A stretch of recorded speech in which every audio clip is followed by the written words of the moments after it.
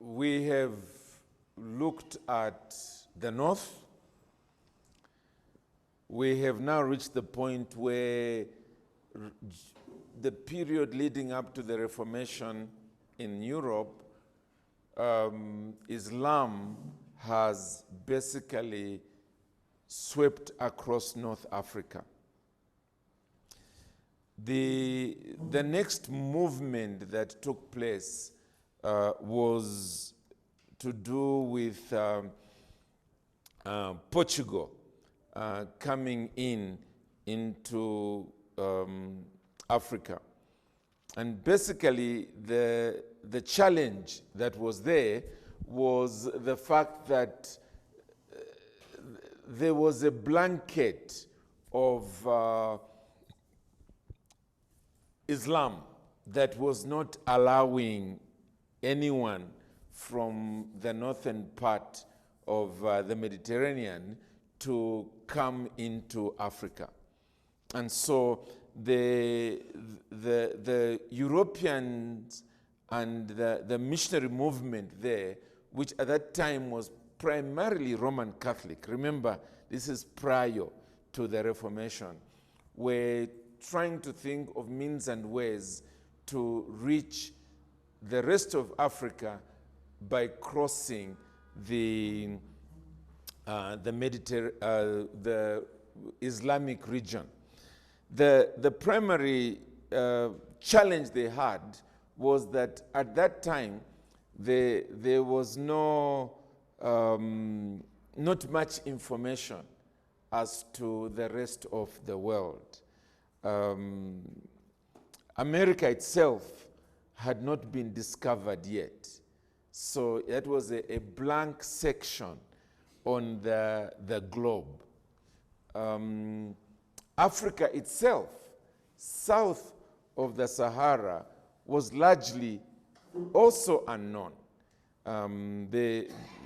There were traders that were reaching across the Sahara to get gold, especially from West Africa, and then take it across the Sahara into North Africa and then sell it into Europe.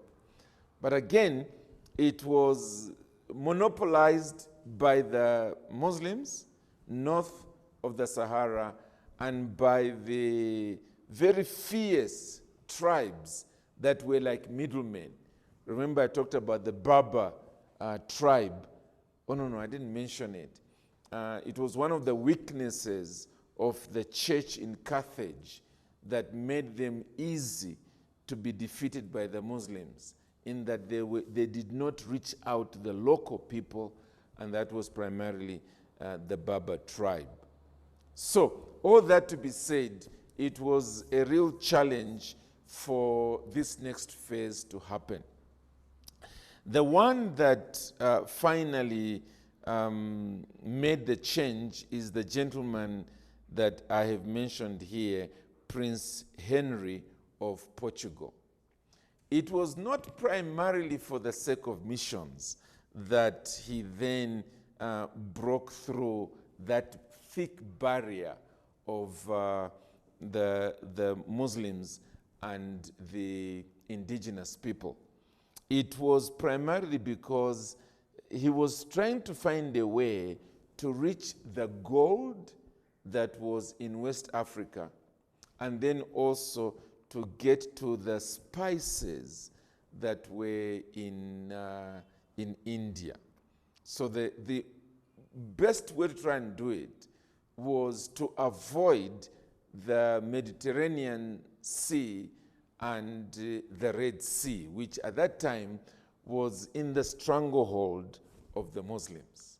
So how else can we get to West Africa, and how else can we get to India? That's really the homework that was in his hands. So if I can now go to my notes, and we will then follow things up from there.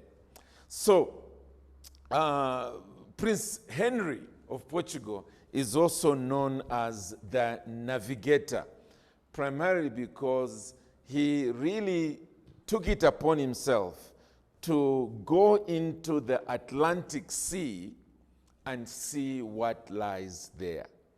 Now, it wasn't so much getting in the Atlantic Sea in terms of heading west that was going to take them, obviously, to the Americas, as we know now, but it was keeping as close to the African coast as possible, but not too close lest they fall into wrong hands. So an initial expedition was sent out by him in 1421, which bore no fruit. Another one was sent out in 1445, and this time they managed to get as far as Senegal. Okay, so in 1445, that was where they managed to reach the Senegal River, and after that, Prince Henry himself died in 1460. But that was not the end of the expeditions, because now it's almost like a culture had been born in Portugal to then search even further. And so in 1484, if I can help you, I don't memorize dates, I just try to think in terms of the period, so it's another 24 years later. There was Captain Diogo Gam, who now reached the mouth of the Congo River. And we will come back to that in a moment, because there was a lot of opening of Christian missions that now took place there. 3 years later, Bartholomew Diaz reached the Cape of Good Hope. It was the very first time in the history of missions and Europe for them to then get to the bottom of this huge continent called Africa. Later on, in 1497, so this is now 37 years after Prince Henry died, the famous Vasco da Gama. I hope you've all heard this name at some point, Vasco da Gama. He is credited with the discovery of America. So that's part of his fame. When he reached what is now called the West Indies, he was thinking that he had gone right around the globe and had found himself back in India. So the Indies is really the thinking that, hey, I've now gone around the world, here's India again. But obviously he had just gone a few miles in the western direction. But Vasco da Gama then is the one who reached the Zambezi River. So that's the little thing that's sticking into Zambia from Mozambique, where the name Mozambique is. Okay, so the Zambezi River finally reaches the Indian Ocean through Mozambique. In the same year, 1498, he started off in 1497, so 1498 he reached the mouth of the Zambezi River, and then the same year he finally reached India itself. So Vasco da Gama is the one who first reached there, and as I said, later on he decided, let me head out west, and then thought he had gone right round to reach India again, when in actual fact it was what we've since come to call the West Indies. So now part of Prince Henry's desire had been that wherever the ships were going and reaching Africa, they would establish mission stations for Christianity. and more specifically at that time, the Roman Catholic Church. Senegal didn't work out well.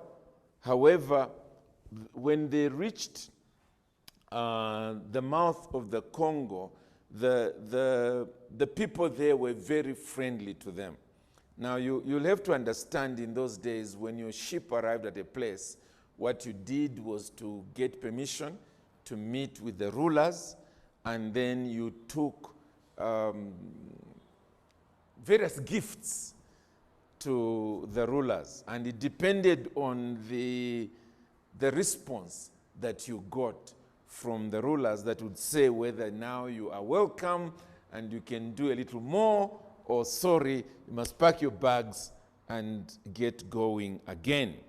And often what the European ships brought would be weapons, firearms, because that then meant that this king would be more powerful and to protect his people, but equally powerful to raid other tribes as well. So that's what was the benefit often for the African leaders when these ships arrived. And it wasn't just firearms, it would also be gunpowder, because firearms without gunpowder amounted to nothing. So therefore, you always look forward to the next ship that would be coming, because although you have arms, you want more gunpowder to go with it. So that was the environment in which things were happening.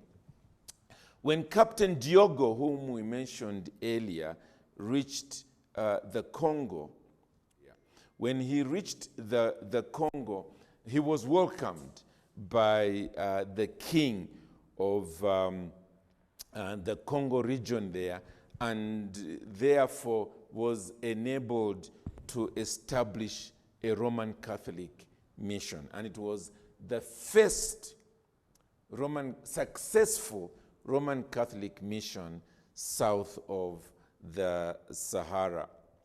The way in which he did it was basically to get some men from the people in the Congo and took them with him to Portugal.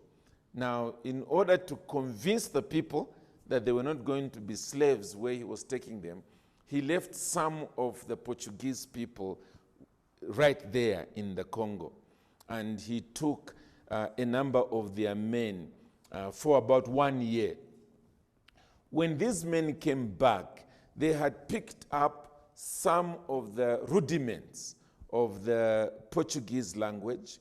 They were enabled to also learn a little more about Christianity in Portugal. And so when they came, they were like the ambassadors for Portugal now. They were speaking to the people, the king himself and the governors around there, about how they would actually benefit as a people by entering into this relationship with Portugal.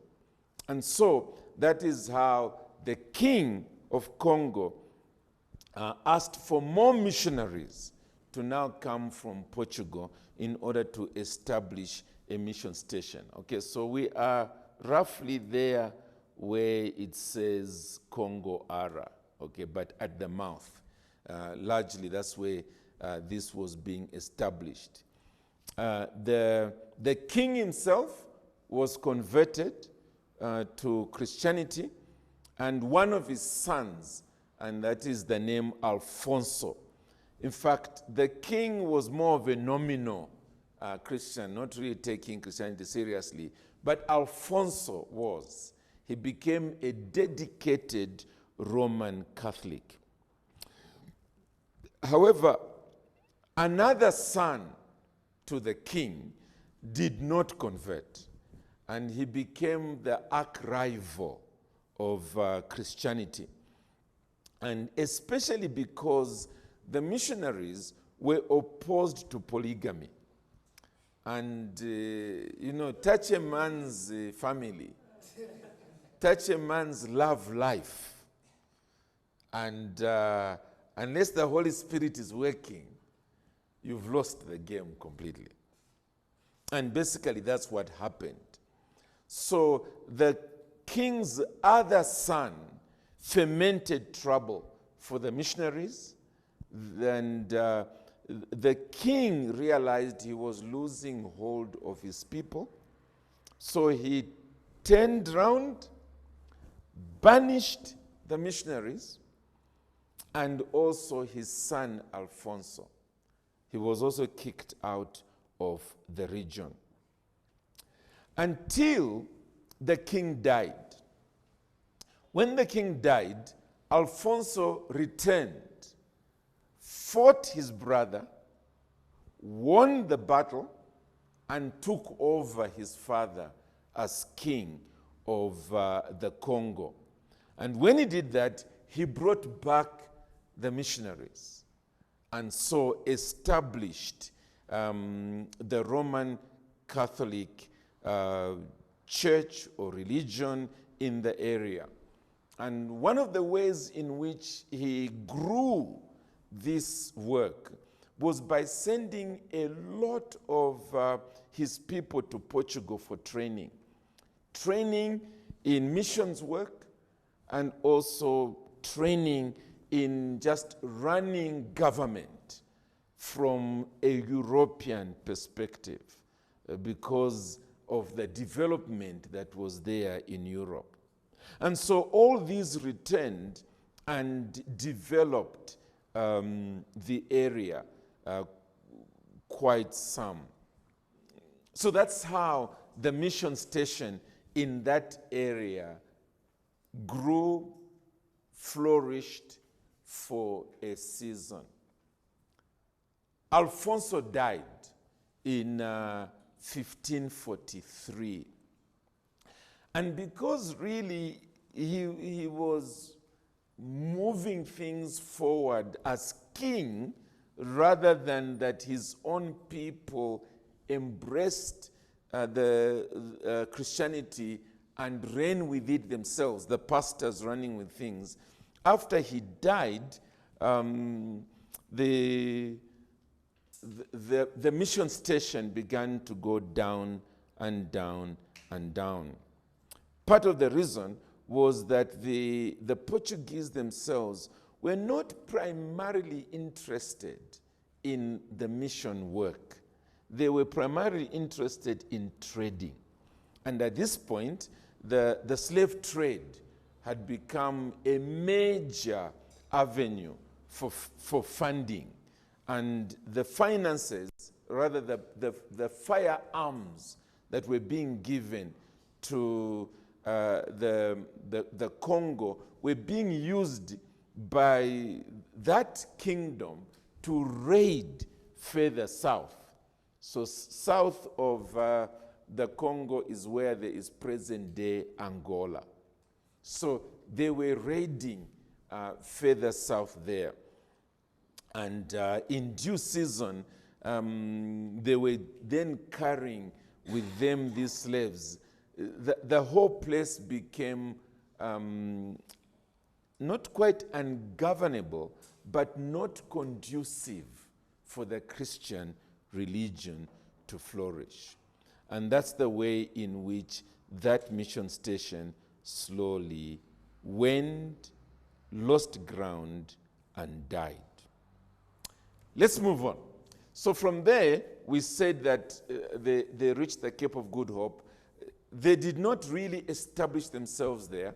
The Dutch and the Germans and the English that we'll come to look at after lunch, I think, were the ones who really poured their everything into that bottom section. The Portuguese continued. The question is why? The main reason, they were not really interested in missions. That wasn't the primary agenda. The primary agenda was India, to get to it was trading purposes. And so they were really wanting to simply establish points along the way where they would refresh themselves and so on in their ships and then continue the journey. However, they had their missionaries with them, and that's how they reached Mozambique, the mouth of the river Zambezi. Again, just another point that we might take for granted now, which needs to be talked about. You've noticed that the entry points or the places where they seem to be wanting to settle, it's the mouth of rivers. Okay, so you had the Senegal River, the Congo River, and then you've got the Zambezi River. The reason partly is that a lot of the tribes and the economic activity was around the rivers. It was easier to send commodities down to the coast through the river than walking through the bushes. That's one. But also, it was easier for them, for their own people, to go into the interior through the rivers. So that's why you find them particularly wanting to establish themselves there. So in this particular case, the missionaries who arrived with the ships in the Mozambique area made their way inland in 1560 and reached the kingdom of the Monomatapa. Now, I learned about it when I was at secondary school as part of my history lessons. Did anything like that happen to you people in Ethiopia, learning about these kingdoms? Okay, excellent. So they reached the Monomatapa region in 1560, and within 4 months, the king of Monomatapa converted to Christianity. So roundabout, they arrived there in fact, 25th December, Christmas Day, 1560. And by March, the king and his family converted to Christianity and even got baptized. However, the Arab traders who were already trading in this area, they had been coming down from the north there, coming down on the eastern coast. So already Mombasa, that area was already largely Arab territory. They were getting slaves from there and then further south as well. So when we'll come to the slave trade a little later. When they noticed that the Portuguese were getting a hand on the interior, they came up with a complete lie, a fabricated lie, that when the primary missionary at that time, De Silva, was his name, let me just confirm in my notes, I think it's Silveira. I had him somewhere here. Yeah, there we are. De Silveira, not Silva. Da Silveira, which is really silver anyway. When he baptized the king, they were saying that he bewitched him. So as a result, the people strangled this missionary and killed him. But thankfully, that did not end missions work. Other missionaries came in, and by 1652, which is roughly 90 years later, another Monomatapa king was baptized, and that enabled the missions work to keep growing and growing and growing. However, as we enter into the next century, which is now the 18th century, there was less activity there. No new missionaries came, and again the work began to die in that region. So, Congo, the work has died. Mozambique, going into what is now Zimbabwe, the work also there dies. And then we reach Mombasa and Kenya. So other missionaries in other ships also settled in that area from 1500 to 1700.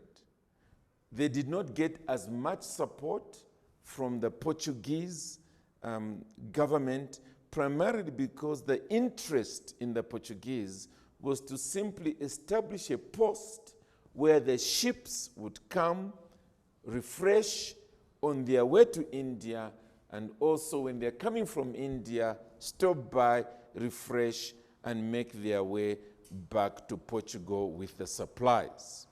As a result of that, there was not much that took place there, and the missions work also died in that region.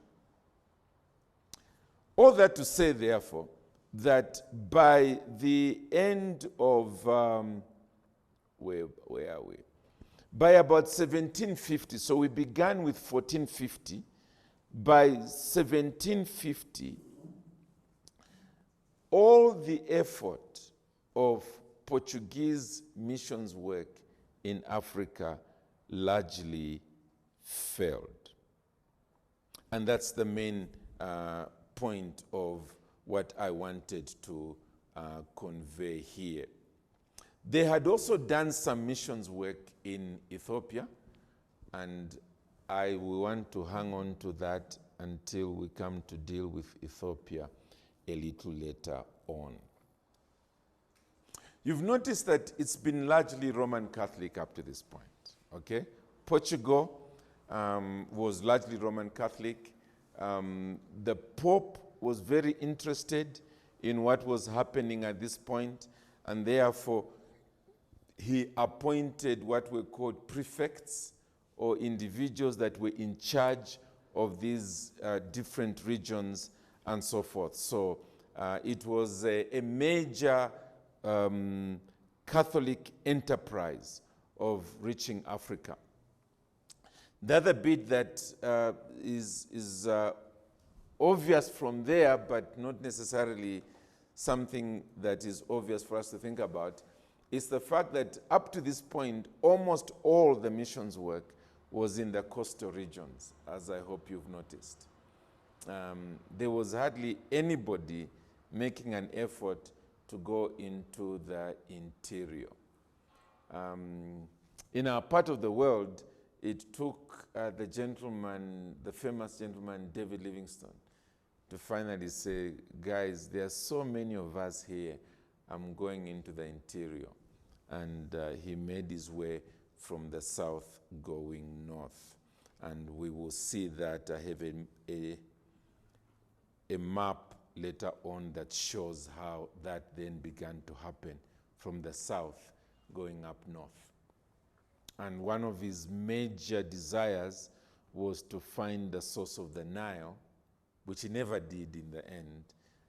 Later on, of course, with geography reaching where it reached, it was clear he was still very, very far away from the source of the Nile. He died in northern Zambia, the source of the Nile being in Uganda. So it's quite some way for him to travel.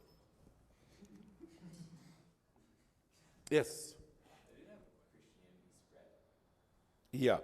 Yeah, well, the major difference is that Christianity spread through individuals making a decision to convert. Islam spread through the barrel of the gun. In other words, this territory is now Islamic. Okay, so that's the major difference. So, yes, if a king converted to Christianity, then there was greater acceptability for Christianity. There was the invitation, bring in your missionaries here. That's not the way Islam was spreading. It wasn't a king becomes a Muslim and then he says, okay, bring your Muslim missionaries here. So yes, there were a few things in common, like there were also people of the book, the Quran, but the approach is definitely different. Muslims tend to be primarily territorial. They will multiply in a country, but primarily it is to get governmental control. So they can easily be bypassing you without thinking about talking you into being a Muslim, as long as they can finally find their way through the political structures. Whereas Christians tend to see you as a soul that needs to be saved, lest you perish.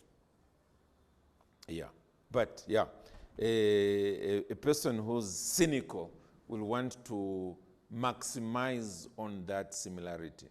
And that's why I said earlier, I think it was yesterday, that although the phrase, they came with the Bible in one hand and a gun in the other, is disparaging to Christianity, there is some truth to it because of the days in which these people lived. The missionaries needed the protection of the political power, the nation that they were under.